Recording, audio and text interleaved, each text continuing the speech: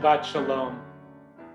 As we have heard already this evening, the portion of this week, Parshat Shemot, begins the extraordinary tale of the Exodus, the destiny, the national extraordinary story of our people. And it begins with a Pharaoh who imposes unspeakable pain and anguish and suffering on the Israelite people, not simply enslaving them and using them to build cities for him, but also causing the death of every male child to be born to any Israelite family, ordering them to be taken literally from the birth stool and tossed into the river. Moses' mother won't do it. She hides him and then realizes that she can't hold him forever. And so she says, fine, I'll obey that law, but I'm going to do it my way. And as Rabbi Mates explained so beautifully, took a basket and covered it with bitumen and pitch and placed her child in the basket, sent it off onto the river and told his sister Miriam, go see what happens. Pharaoh's daughter comes out to bathe at that time and so sees the basket and opens and says, oh, this must be a Hebrew child. And yet instead of casting that child into the river, which was the order of her own father, she expresses love towards this child, just as that child's own mother had expressed love by saving it in this fashion. Perhaps it was even the energy of that love that Yocheved, Moses' mother, had placed on her child by saving him in this manner that influenced Pharaoh's daughter to say, I want this child to be my own child. And so Moses, we're taught in the book of Exodus, grows up. And then he goes out to see his people. And the Torah says, Vayar b'sivlotam, and he saw their sufferings. Sfat Emet, the 19th century Hasidic sage, Rabbi Aryeh of Ger, teaches that when something happened that transformed Moses' entire life in just those two words, Vayar b'sivlotam, and Moses into their suffering. What did he see? Did he simply see an Egyptian taskmaster beaten up on an Israelite slave? For sure, he must have seen this almost every day of his life.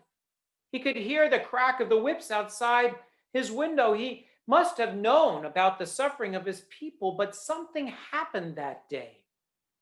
In seeing those sufferings, they became his sufferings.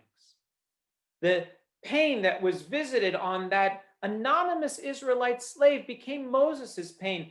The lash that was visited on that slave's body was causing pain to Moses' own soul.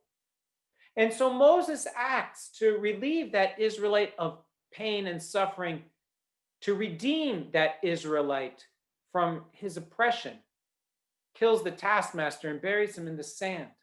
The next day, Moses goes out and he sees two Israelites who are fighting with each other. And the tussle between the two of them, the way that these two people who share a common destiny, who share a common nation, are literally at each other's throats, hurts Moses in his core. And he asks, why do you hurt your fellow? And they say, what, are you going to kill us too? And so Moses is forced to run away and flees to Midian, where he meets Yitro, who is called Reuel, literally a shepherd of God. And he joins the family, marries into the family, becomes a shepherd, and we know the rest.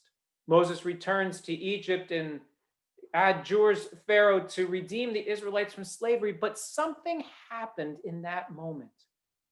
When Moses joined his fate and destiny with the Israelites, when what was happening to them started to happen to him. And indeed, when God speaks to Moses and tells him to return to Egypt, God says in 5 different ways that the same experience that Moses had that day with that poor suffering servant is the same experience that happened to the Holy High, that God heard their sufferings, was aware of their travails, saw their pain. And so just as Moses was compelled to act, so was God compelled to act. And the two of them joined as partners to redeem the Israelites, to lead us towards a promised land flowing with milk and honey, a land that will be free, a land in which we can pursue our covenant with everyone, and to build our lives of holiness and with peace. It was only, the Sfat Emet says, when those sufferings became Moses' sufferings, that path to redemption could become clear. And literally, Sfat Emet teaches that Moses, in joining his heart to their heart, in seeing their sufferings, actually could see the entire path to redemption laid before them. In the Talmud, in Tractate Ta'anit, on page 11, it says that those who participate, those who share in the pain of the community, will get to see the community's consolation. What's happened in our country is that we no longer see each other. We don't hear each other. We don't understand each other. We don't read the same newspapers. We don't watch the same news programs. We don't listen to the same radio stations. We don't live near each other. We don't talk to each other. We objectify each other. We are calloused to each other. And in so doing, we look at the other with skepticism and in some cases downright hatred and vitriol and anger, to the point that we see our companions who share our national destiny like those two Israelites tussling with each other, to see each other not as citizens who deserve the love and care that we should visit even on our closest family, but instead as enemies to be vanquished. How will we heal this broken nation? How will we transform America into the promised land that it is promised to be? It will be when we learn to see each other's sufferings. And not just to see them with our eyes, but to see them with our hearts and with our soul.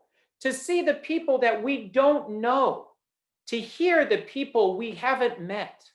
To try to understand what it's like to walk in the sandals and the shoes of those from whom we are so distant, geographically, spiritually, and metaphysically. When we think about how we might open our hearts that wide, so that those who don't pray like us, those who don't look like us, those who don't live near us, those who don't vote like us, those who look at the world through such different lenses than we, that we can really see them, that we can really hear them. When we become them and they us, then indeed we will have lived out the motto of this nation, E pluribus unum, out of the many, we can and we will be one. Shabbat Shalom.